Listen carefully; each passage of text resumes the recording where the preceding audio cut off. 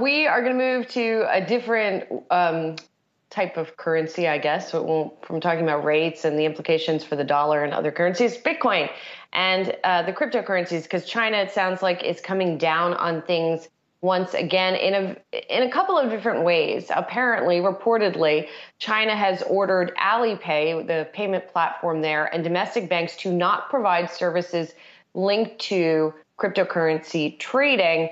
And then there's also some reported crackdowns on mining in the Sichuan province in particular. So we're seeing cryptocurrencies fall in today's session as a result of all this. And guys, you know, what's interesting about this, of course, is that China has sort of been on this path.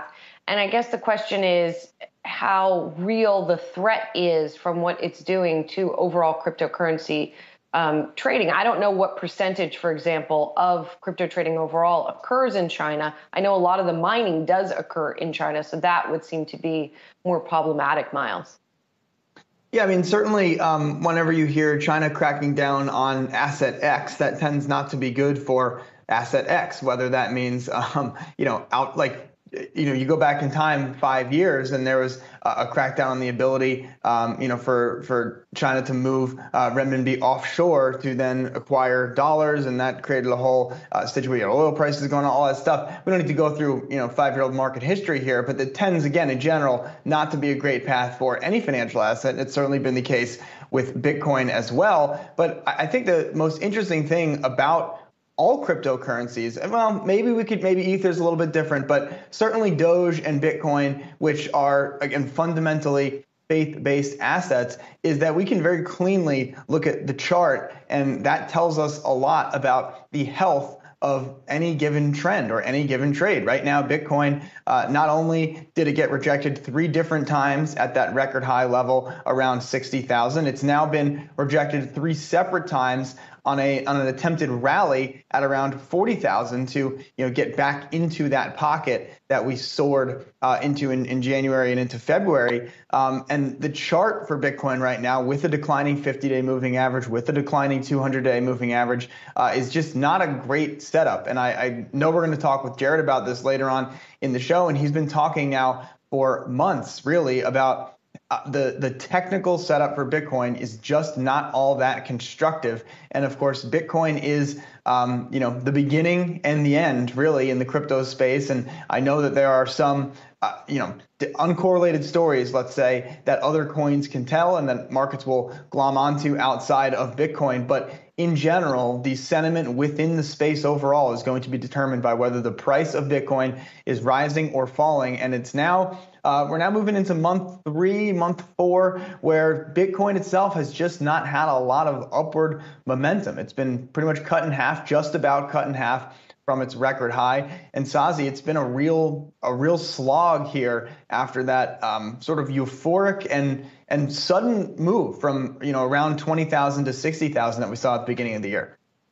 Right, Myles, and a really important point you mentioned there on the technicals, and I'm on the Yahoo Finance cryptocurrency screener right now, and the pressure, at least today, is not just confined to Bitcoin. You have Ethereum getting pounded, Dogecoin down right now about 18%, and all the coins are under severe pressure. Also, we have futures up here, and look, Coinbase shares are down almost 4% in the pre-market. NVIDIA, that stock has been swept up into the Bitcoin trade. That stock's down 1% pre-market. And Myles, and you flagged this this morning here, you had Michael Saylor over at MicroStrategy come out with a pretty important tweet that he's buying cryptocurrency, and that is not necessarily putting a floor into the market right here.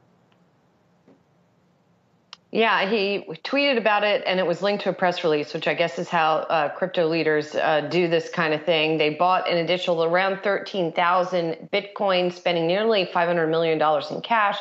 Average price, $37,617 per Bitcoin. So, the average cost of acquiring these is still lower than where it is right now, according to this tweet and according to the press release. But it's interesting here. What I also found interesting in the release is that MicroStrategy still reminded us what they do, which is a business intelligence firm, whatever that means. I'm sure. Whatever that means. They're a crypto exchange. Because, that's what we think of MicroStrategy is doing right now, and that's why people presumably buy MicroStrategy shares, right?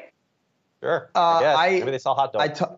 I talked to someone last week who works at, let's call it a major national retailer, and they use MicroStrategy's software for whatever you do when you work in the finance department at one of these companies. So it's a real company. It's about $1 billion annual revenue business attached to that. Two things though, 26,000 mid is the adjusted price for MicroStrategy. So it'll be very interesting to see if we indeed see the price of Bitcoin get back to its average acquired price and what happens there if MicroStrategy considers selling any of it. And we can do the quick math here. Right now, the company has a market cap right around $6 billion.